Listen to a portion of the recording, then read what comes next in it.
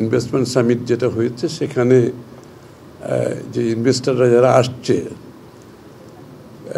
তাদের মধ্যে সকলের মধ্যে একটা ইন্টারেস্ট দেখা যাচ্ছে যে কি আগামী নির্বাচনের পরে বাংলাদেশের ইকোনমিক পলিসি, অর্থনৈতিক পলিসি কী হতে যাচ্ছে এবং আগামী সরকারের অর্থনীতি নিয়ে কী চিন্তা, বিনিয়োগ পলিসির উপর আগামী সরকারের কী চিন্তা, এটা তাদের মধ্যে একটা কৌতূহল এবং তাদের জানার ইচ্ছা আছে। অবশ্যই সব ইনভেস্টর বিনিয়োগ করার আগে তারা দেখতে চায় সে দেশের এনভায়রনমেন্ট, বিনিয়োগের এনভায়রনমেন্টটা কী এবং গভর্নমেন্ট পলিসিটা কী, এবং গভর্নমেন্ট পলিসি সেটা কি লং টার্ম পলিসি কিনা, short term, mid term, long term, তাদের যে প্ল্যানিংগুলো থাকে তারা দীর্ঘমেয়াদী একটা সরকারের মনোভাব, ভাবনা, চিন্তা এবং পলিসি কী হবে সেটা তারা জানতে চায়।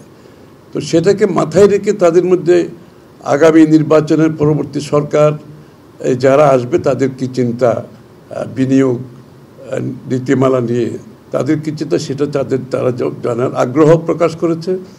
তাদের আগ্রহের পরিপ্রেক্ষিতে আমরা মনে করেছি তাদের সাথে আমাদের একটা মত বিনিময় হওয়া দরকার এবং তাদেরকে মত বিনিময়ের জন্য আজকে আমরা এখানে আমন্ত্রণ জানিয়েছি। তারা এখানে একটু পরে 7:30টার সময় সবাই আসবেন। আপনারা নিচে গিয়ে তাদেরকে, যারা আগত মেহমানদের ছবি তখন আপনারা নিতে পারবেন।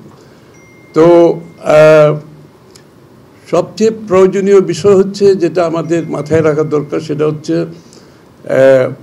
বাংলাদেশের দেশের স্বার্থে, জনগণের স্বার্থে যেই সব জায়গায় আমাদের ঐক্যমত থাকা উচিত, যেসব জায়গায় আমরা ঐক্যবদ্ধভাবে কাজ করা উচিত, তার মধ্যে অন্যতম একটি বিষয় হচ্ছে বাংলাদেশের বিনিয়োগ এবং বিনিয়োগ ব্যতীত কোনো অর্থনীতি সামনের দিকে এগিয়ে যাওয়া সম্ভব নয়।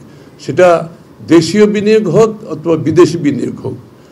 আপনারা মনে রাখবেন যে বাংলাদেশের বলে নয়, সারা বিশ্বের অর্থনীতিতে অর্থনৈতিক প্ল্যানিংয়ের মধ্যে অর্থনৈতিক যে মডেল, তার মধ্যে অনেক মডেল কাজ করে।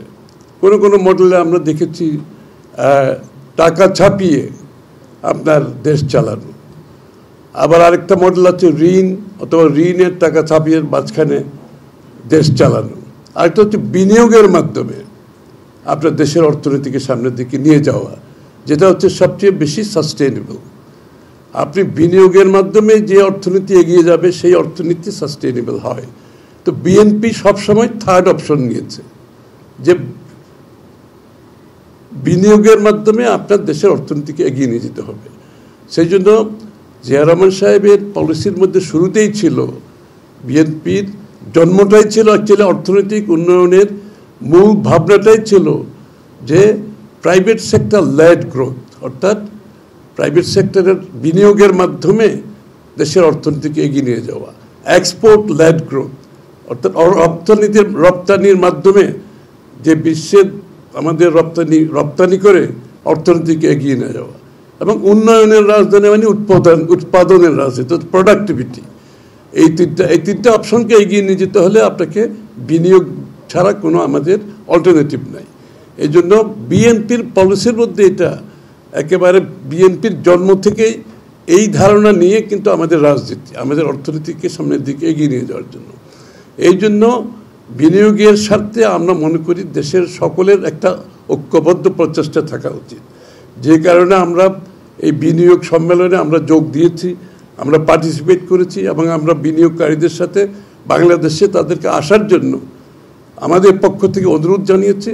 তারা জানতে চাচ্ছে আগামী দিনের সরকারে যারা আসবে তাদের চিন্তা ভাবনা নিয়ে তাদের জানার আগ্রহ প্রকাশ করার মাধ্যমে আমরা আজকে মত বিনিময়, যেটা আমি একটু আগে বললাম যে সভা, তারা একটু পরে আসবেন, তাদের সাথে মত বিনিময় করব।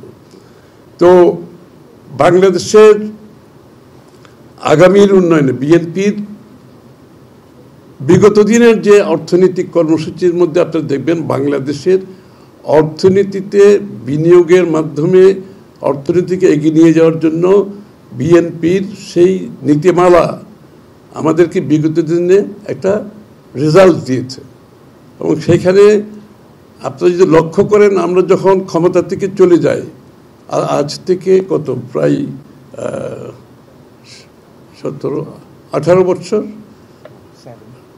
17-18 বছর আগে আমাদের বাংলাদেশের প্রবৃদ্ধির রেট ছিল 7.06%। 17-18 বছর আমরা সেই প্রবৃদ্ধি রেখে আমরা সরকার থেকে চলে যাই এবং কাজটা ছিল কিন্তু ঊর্ধ্বমুখী। সেই ধারা অব্যাহত থাকলে বাংলাদেশ এখন অ্যারাউন্ড 10 ডাবল ডিজিট গ্রোথ থাকার কথা ছিল, কিন্তু আমরা জানি বিগত সরকারের মিসম্যানেজমেন্ট দুর্নীতির মাধ্যমে সেটা ধ্বংস হয়ে গেছে। সেটা দীর্ঘ হিস্ট্রি, আমি সেদিকে যাচ্ছি না।